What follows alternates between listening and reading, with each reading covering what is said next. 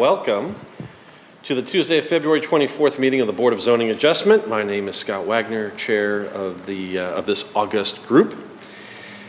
Can we have a roll call, please? Mr. Jones. Joanne Lawson. Here. John Carpenter. Here. And Chairman Scott Wagner.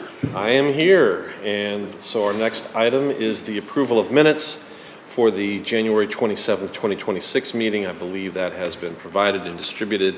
Is there a motion to accept those minutes? I move that we approve the January BZA minutes. It has been moved. Is there a second? Because I like seconds. It has been moved and seconded to approve the January 27th, 2026 minutes as provided. Hearing nothing further, Mr. Jones, will you please call the roll? John Carpenter. Yes. Joanne Lawson. Yes.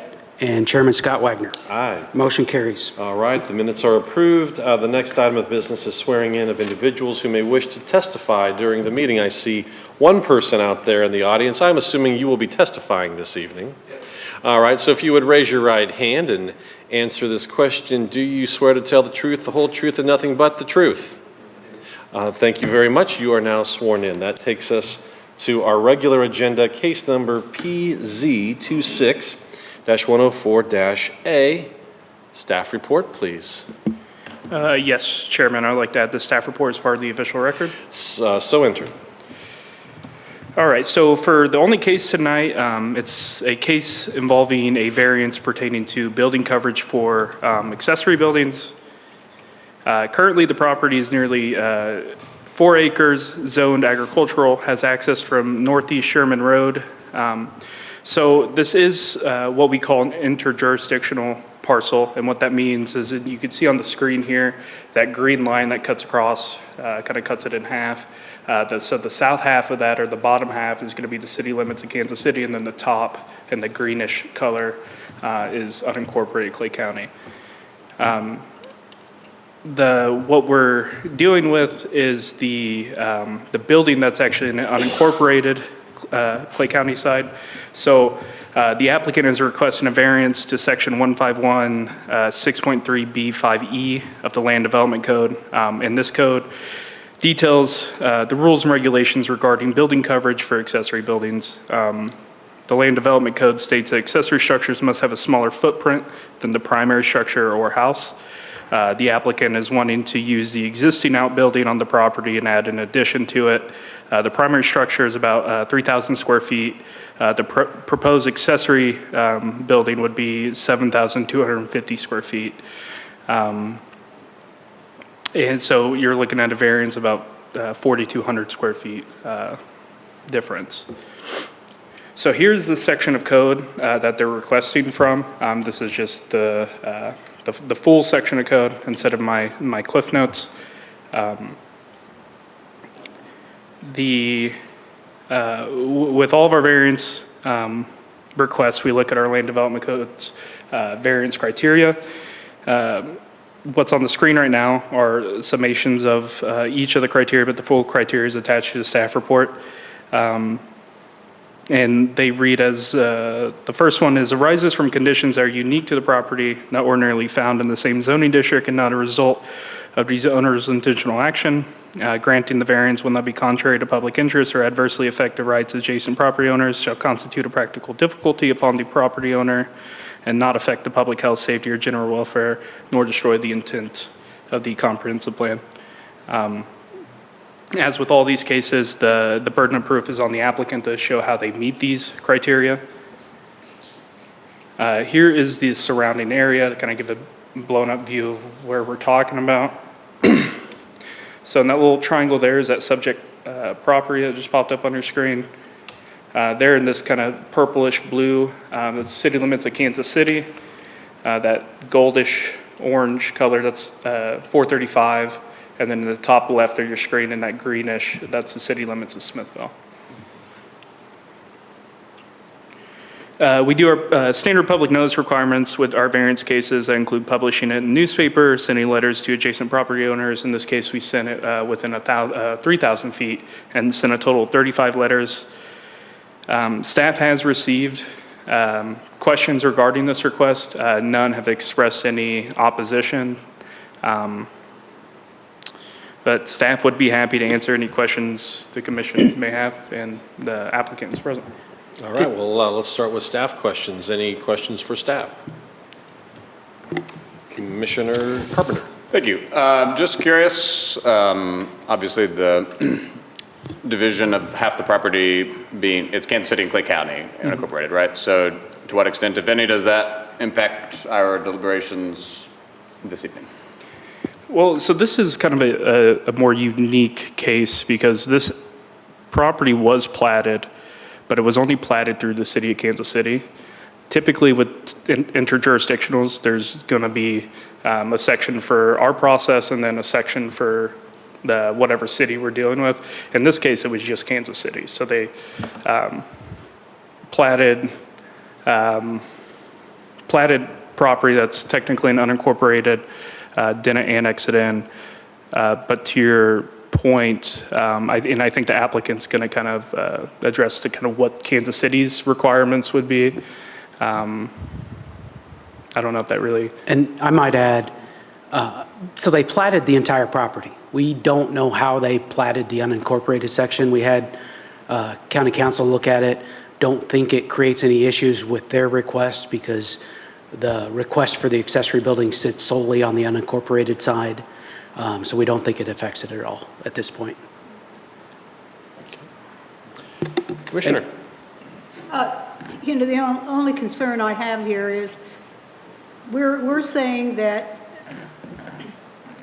3,000 feet now, and in order to do this, they're going to go increase it by 4,200 square feet, right? Is going to by an additional.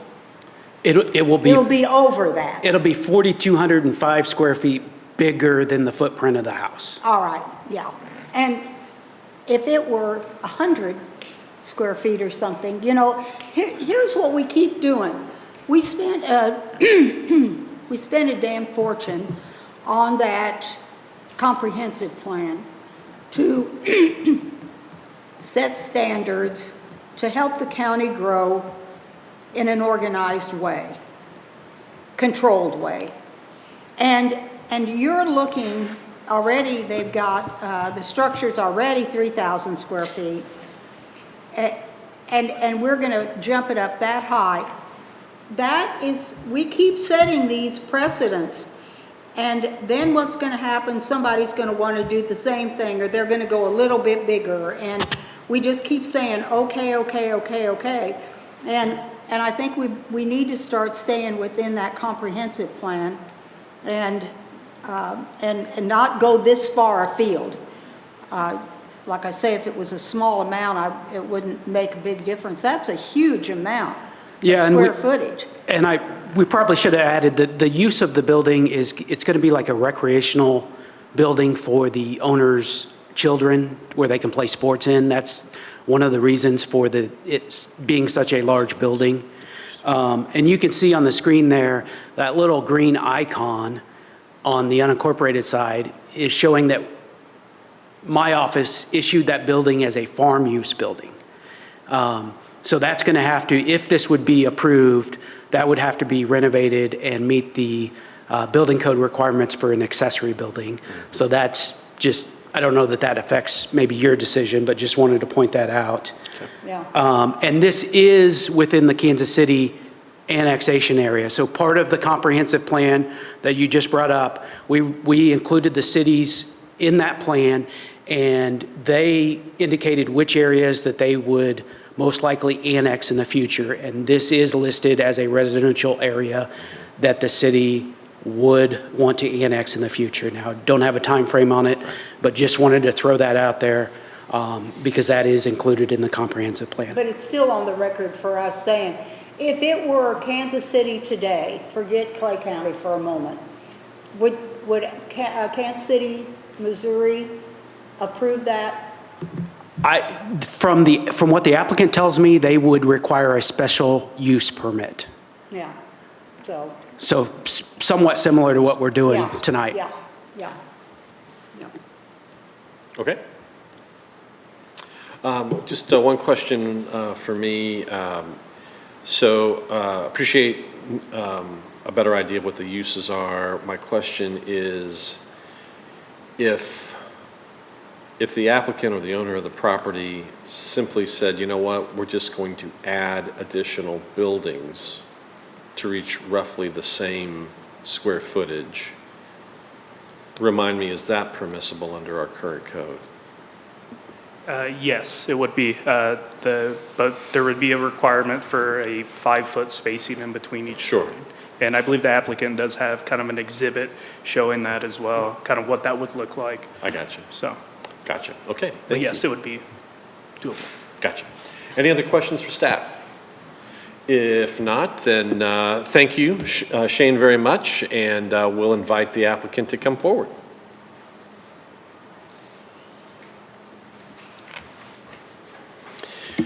And if you would introduce yourself, that would be Yes. great.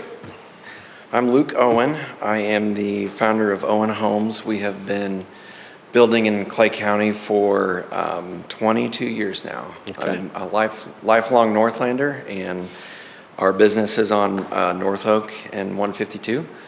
And I've almost had a house going in Clay County for about 8 years straight with continuous permits. So Gotcha. we get various requests about these, and this is not the first time this structure type has come up. But we haven't had anybody quite pursue it to this level. I happen to be a family friend of this family that bought this barn. I was their daughter's soccer coach on a rec team a couple years ago, and she outpaced everyone on the field, and they moved her on the club. And so they are, she's very gifted athletically. And really their whole family, they do a lot of sports together. So that the request for this was, can we build a structure that we can have basketball on one side and this turf area for soccer practice on the other side, so that they can go out there and use it. And as we dug into it, well, the first issue that I came across was this split interjurisdictional lot. Trying to build on 2 different permit zones is very difficult to do. A couple years ago, I rebuilt a house on Eastern Road that had sustained a fire, and the back half of the house was in Clay County and the front half of the house was in Kansas City. And every time we needed an inspection, the inspector didn't know what to quit looking at, and then all of your systems are tied across both lines. It was a mess trying to navigate Kansas City and Clay County, and unfortunately, Kansas City's codes department has become progressively more difficult to deal with. It's widely documented. It's just a red tape disaster dealing with Kansas City. So They have a reputation. a bit.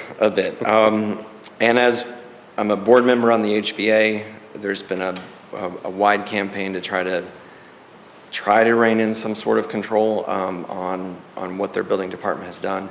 I did reach out and contact the building department because with agricultural zoning, you are allowed to build an accessory building that is up to 8,000 square feet and 35 feet tall. And so I reached out to Matthew Barnes, who's one of the land development planners down there, and he said, yeah, you can build that. It's a sport and recreational use, but it would require a special use permit for them to be able to use it. And the special use permits need renewed every 3 to 5 years. And I think that's how the city, based on other projects, uses their ability to put the brakes on something if they don't like how it's going. So it is possible to get it done, but I think that it's really impractical to try to move everything over onto that Kansas City side. The lot slopes from the house down to where the barn is and then continues to trail off from there.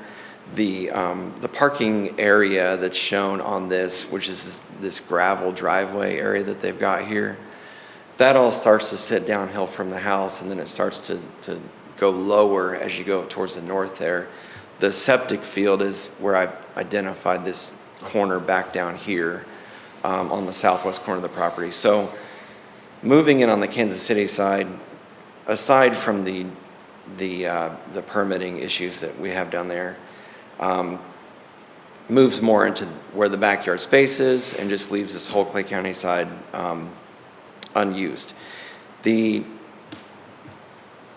mention of the comprehensive plan, I was building in here when that came in 2008, and I remember the process that it went through there. I think that there's certain things of that comprehensive plan that just don't make sense when you go look at them. This building here that I'm requesting, it is 7,200 square feet. I did design the building to where the existing barn, which is this part that sticks out here on the front here, that's an existing barn. It was built probably 10 years ago based on Google Earth images. I designed the other barn to be recessed in the ground to go down instead of up so that I could keep the cohesive design of it. They did a really good job with the outside shell of this barn. I've seen a lot worse and cheaper barns constructed. But the goal here was to try to get the ceiling height to play basketball and soccer inside of this space. It's hard to do all of this in a space that's smaller than the house. If you can imagine trying to play in the living room, kitchen, it's hard to fit all that activity inside of a smaller space. So as I got to looking into this, we designed it to fit that area there. I then checked it, so here's a cross section that just kind of shows this section down here is a recessed floor. We drop it in 5 feet to where we get our ceiling height for those sports without really making the barn abnormally tall, and really even much taller than the barn is there right now. The mention of the comprehensive plan is, I feel like currently it allows two workarounds that are hideous in my opinion, in that I could build a breezeway and connect the house to the barn and wouldn't need a variance for it. It could be a sidewalk with a roof over it, and as long as this little sidewalk is here and there's a shingle roof line connecting the two, that's fine to do. So I could build the building as currently zoned, build a sidewalk to get from the house to the building, and that's perfectly fine. The other one that I am still trying to wrap my head around is the zoning allows for unlimited structures that are smaller than the house. So rather than building one 7,200 square foot barn, which is 4,000 square feet bigger than the allowed, there's the only restriction to the number of 3,000 square foot buildings I could build is the setbacks on the property. And that could go, let me go back up here. That could go a lot of different directions. This green dashed line here is the setback. And the way the zoning is written right now, there could be, I don't know, 7 buildings that are 3,000 square foot, and that's allowed by zone without a variance. And so I respect that the intent of the zoning is to try to build and expand productively and cohesively, but you come across situations like this where the allowable items are far worse than the one that we're asking the variance for. And so this one where there's 7, I just rendered 7 feet of space in between these. I just think if we start dropping in multiple structures, it looks like a mini storage unit.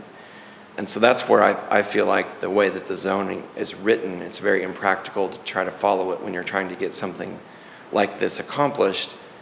And there's mechanisms that are allowed to do it, but not a cohesive designed unit like that we've presented here. So I guess that's where my biggest issue is with how it's written, is it allows these 2 scenarios that are far worse than I feel like than what we've designed and presented. And so this one I rendered here, I didn't even go to the 3,000 square feet on the turf or the court area, but that seems to be the allowable cutoff, is multiple structures that are all 3,000 square feet or less. So that's the request for the variance, is just to make one clean, cohesive building and try to keep it with a design that looks good with what the neighborhood needs. Gotcha. Questions from commission? No? No? Okay. Sorry. Yeah, well, does that conclude your remarks? Or, Yes, okay. it does. If that's the case, then yes, my questions are, So first of all, thank you for coming this evening. Sounds like an interesting project.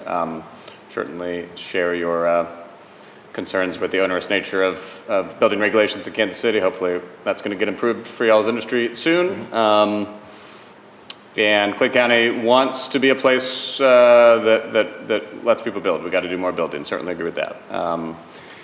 That being said, and you make interesting points about what would be allowed or not allowed under our code, and dividing up the buildings. It's an interesting point. But we really aren't allowed to. We have just the 4 criteria that we have to make our decision on this evening, as opposed to just a good faith argument about is the current code good or not, right? Because that is the current code, right? And so those are the 4 criteria we've got to go off of. I assume you've been presented those by Director Jones.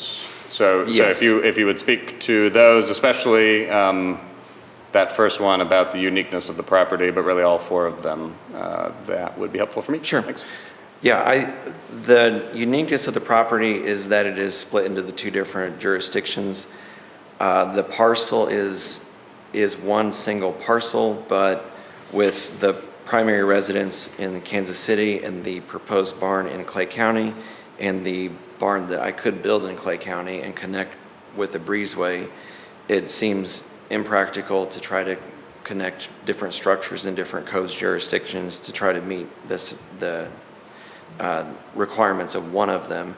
The topography of the land, where with the slope of how this could be built, I've chosen the side that is lower than where it could be built closer to the house, because if I built it closer to the house and connected with the breezeway, the structure is closer to the road and taller for people driving down the road. So I've positioned it on the backside, lower side of it, which is further from the house. And so that lot slope in there is one of them. And I think trying to connect the breezeway that fits how the code is currently written, I think is a workaround, but it is impractical to try to work around that. So with how that's put together, I feel like the property is unique, the biggest one being the interjurisdictional parcel on the land. I think that the public interest in adjacent property, this isn't set any closer to the road than what the setbacks are. There are bigger barns that can be used for storing all kinds of things. And so when you look at public interest in property rights, because this is zoned agricultural, if that structure, is there a cap on the structure you can build for agricultural use only? Good. Would you like me to answer, Chairman? Yeah, go right ahead. So we allow, Clay County allows farm buildings on parcels that are 5 acres and greater, and we do not limit the footprint size if they are farm use only. Thank you. Okay. So there are different buildings that could be built in here. And so I think that with how this is positioned, it is more beneficial to what could be allowed and could be built by current zoning based on public use of it. This isn't being built for storage and livestock use. It's a clean, cohesive design. All the activities surrounding this, unlike livestock and agricultural use, is contained inside of it. The lighting's inside of it. Everything is inside. So there should be no noise or impact on any of the neighboring properties. And it's a significant investment. Of the types of barns that could be built, this one here should elevate appraisal values of nearby properties because it's a substantial investment that's going into what could be one structure, hopefully with this. The other thing is the practical difficulty. I think that it's impractical to build a sidewalk to meet the current code. And I think that it's impractical to build 3 different structures, all with exterior walls and a 5 to 7 foot extension between them, as I've rendered here, rather than just putting them together and sharing it. So I think there's it's impractical on how they get used, it's impractical use of the land, and impractical for what I think the intention of the comprehensive plan was. And then the last issue was the public health, safety, and general welfare. I think that the comprehensive plan is there to encourage high-value residential investment. And when somebody wants to build a barn and that's not used for agricultural farm equipment, but used for sports and recreation, they're choosing to invest in their family's health and well-being, and at no expense to any of those, or negative impact on any of the surrounding properties. So I do think that it meets an improved public health, safety, and general welfare of what was outlined in this plan. So overall, I do think that with all of these scenarios and the two allowable items, that's why I think this presents a better option than what's currently allowed. Thank you. Yeah, no, very, very helpful. On the first one of uniqueness, obviously it is an interesting property to have it divided between Kansas City and unincorporated. So it does make it unusual, but that fact, the fact that it's divided that way, does it have any direct bearing on the county code and with regard to the going above the square footage of the primary house? Does it impact, you mentioned the slope and stuff, and that certainly would be relevant, I think, in terms of maybe there's only certain parts of the property where it makes sense to build on. But the fact that it's divided, it seems to me maybe that's not having much impact on our deliberations, the fact that it's half Kansas City. Obviously for your permit pulling process, I'm sure it makes it more complicated for you. But in terms of our granting of the adjustment with regard to the square footage, even if this was entirely within Clay County, it would still not meet the county code, right? So the Kansas City division, is it directly impacting, or am I thinking about it correctly? With it being in Kansas City, it just creates the interjurisdictional problem of who's inspecting what, who's permitting what, where does that land sit? So it's more, I mean, if you were to say, build the whole thing in Kansas City, that's based on what their current zoning is. They will allow up to 8,000 square feet and 32 feet tall, given a special use permit for how it's built. Well, they'll allow it if they give you the permit, right? Special use permit. I reckon, I live in Kansas City. I don't know if they'd be too excited about me adding an 8,000 square foot, 30 foot high on my property. I'm guessing I'd get the pushback, but you never know. Yeah. All right, I think that helps answer my questions. I appreciate it. Thank you. No questions? Okay, then thank you very much. I think that's it for questions, and then I'll see if there's any questions that commissioners want to redirect back to staff. Yes, no? Commissioner? I just, I would ask one thing I've been thinking about. With all the facilities that are being put in there, are there plans down the road to make this commercial in any way, this building? Oh, the building, please. No, he said it's just for their family use. They just need what he wants to use, the fitness space, sauna, cold plunge, that area there.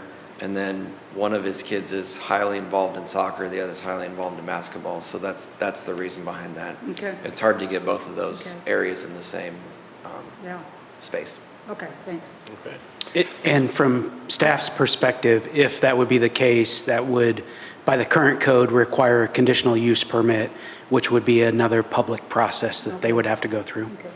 I just do have concerns that we do make these rules and then we break them on a monthly basis. You know, contractors would say that there were, as we heard when we first got this approved, they would always say, well, you know, this isn't the best use. Well, no, it's not, because they're making money off of being able to utilize the land. So, you know, the more homes they can put on the land, Sure. the more money they make. So why would these comprehensive plans be something that most contractors would say, woo, join me, sign me up, I love them. But I see the benefit for the family, I truly do. I just think the size of this thing is so overwhelming that on 3.7 acres, we do it on this, we're going to see a heck of a lot more come down the road. But that's just one man or woman's opinion. So. Okay. Anything further?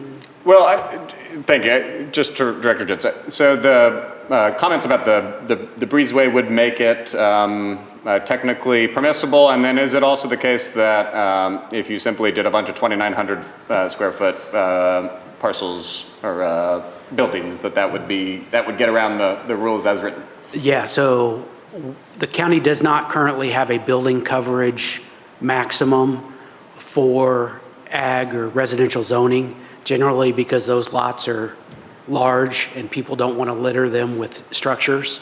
So yes, they could do multiple buildings separated by 5 feet.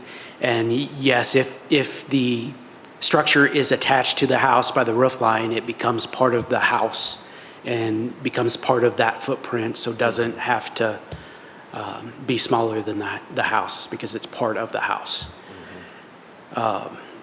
You know, the county used to have a regulation that said an accessory structure could not sit in front of the front build line of the home.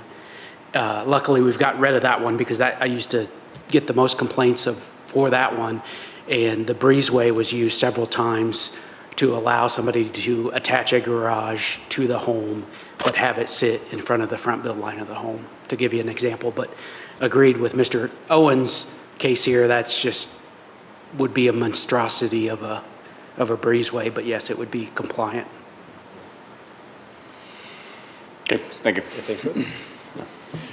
Then I'll bring it back to the committee if there's no further questions of staff or our guest, and look for any discussion or motions, if anyone cares to make either.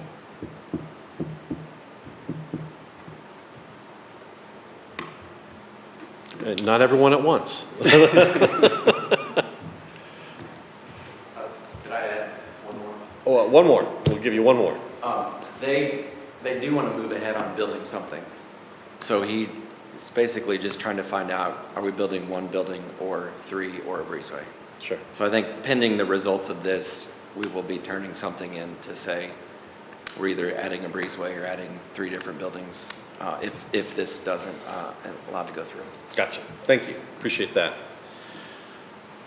Well, so yes, yes, go I'll right make a ahead. motion. And so please know that I hear your observation that that's an inefficient scheme to have either a breezeway or separate buildings. I'm going to make a motion to deny only because it is simply the rule as it exists today. And, you know, if it needs to be revisited, it needs to be revisited for everybody, not probably one parcel at a time, to Commissioner Lawson's point. And obviously we have a lot of 3-acre lots out there, and if we make the exception for this one, it does seem like everybody else would have a pretty good case for why the exception should be made for them. So to the extent that there's a criticism of the code, I think, you know, that needs to be dealt with at the code level, not at the BZA level. So I will make the motion that we deny case PZ 26104. Is there a second? It's been moved and seconded to deny case number PZ 26-104-A. If there's no further discussion, Mr. Jones, will you please call the roll? John Carpenter, Yes. Joanne Lawson, and Chairman Scott Wagner. Aye. Motion carries. Okay, I'm sorry to the extent that helps, but I do think that issue of uniqueness and what comes after is kind of guiding this group's vote. The merit of what you've suggested is not overlooked, however. So I do appreciate that. And I do appreciate that the homeowner is prepared to do something to make further investment on that property. It's just this route doesn't appear to be the route currently. But thank you very much. Appreciate that. Our next item of business is other business manager comments. Mr. Jones. My only comment is we do have an application for March, one application. So as long as that does not get pulled, we most likely will have a meeting in March. I believe it's March 24th. So we will be in touch. Well, I appreciate the warning. So thank you, Mr. Jones, and thank you also, Shane, for both to both of you for the work that you do to bring these cases to us. Seeing no other further business, however, we are adjourned. Sure. Gonna make it?